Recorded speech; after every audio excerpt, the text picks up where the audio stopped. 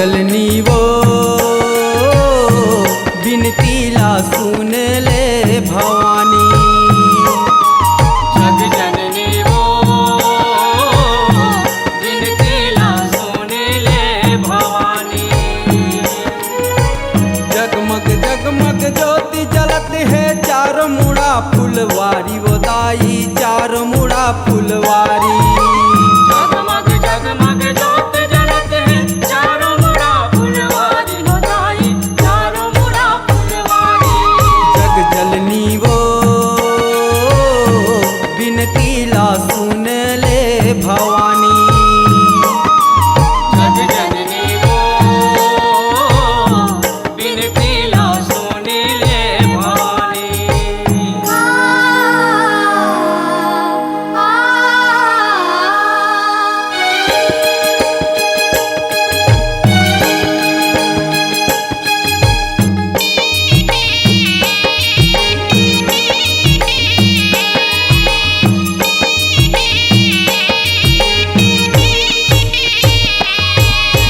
तोर मंदिर माँ लाल ध्वजा है लहर लहर लहरावे वो दाई लहर लहर लहरावे।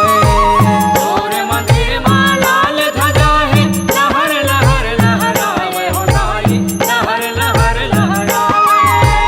हनुमत 9 दिन करे रखवारी पंडा सेवा बजावे वो दाई पंडा सेवा बजावे। हनुमत 9 दिन कर रखवारी पंडा सेवा बजावे हो दाई पंडा सेवा बजावे। कमलाई वो बिनती ला सुन ले भवानी। जग जननी वो बिनती ला सुन ले भवानी।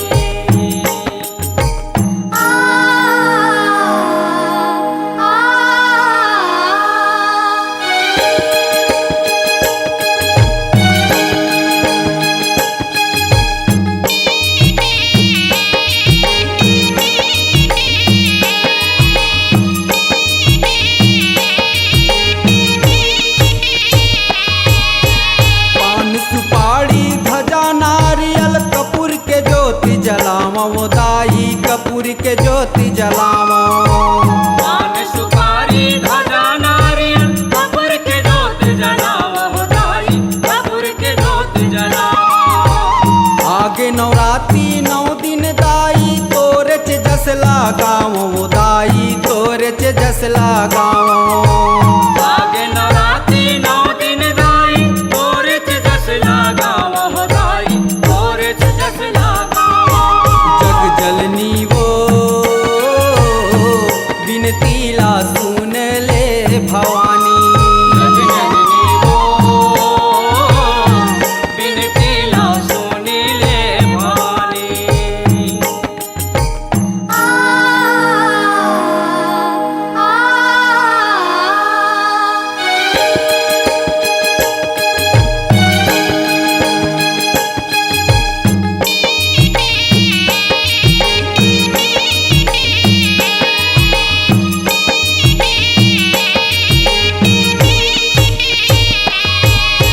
पांच भगत मिल तोर जस गावे जय जय बोल तुम्हारी वो दाई जय जय बोल तुम्हारी।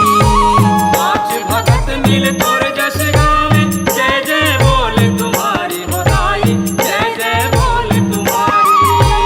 मैं बालक माँ कछु नहीं जानो शरण रहो तुम्हारी वो दाई शरण रहो तुम्हारी। मैं बालक माँ कुछ नहीं जानो चरण में रहो तुम्हारी हो दाई चरण में रहो तुम्हारी। महमाई वो बिनती ला सुन ले भवानी। जग जननी वो बिनती ला सुन ले भवानी। जगमग जगमग ज्योति जलत है चार मुड़ा फुलवारी वो दाई चार मुड़ा फुलवारी। जगमग जगमग ज्योत जलत है चारों मुड़ा फुलवारी हो दाई चारों मुड़ा फुलवारी। जग जलनी वो बिनती ला सुन ले भवानी। जग जननी वो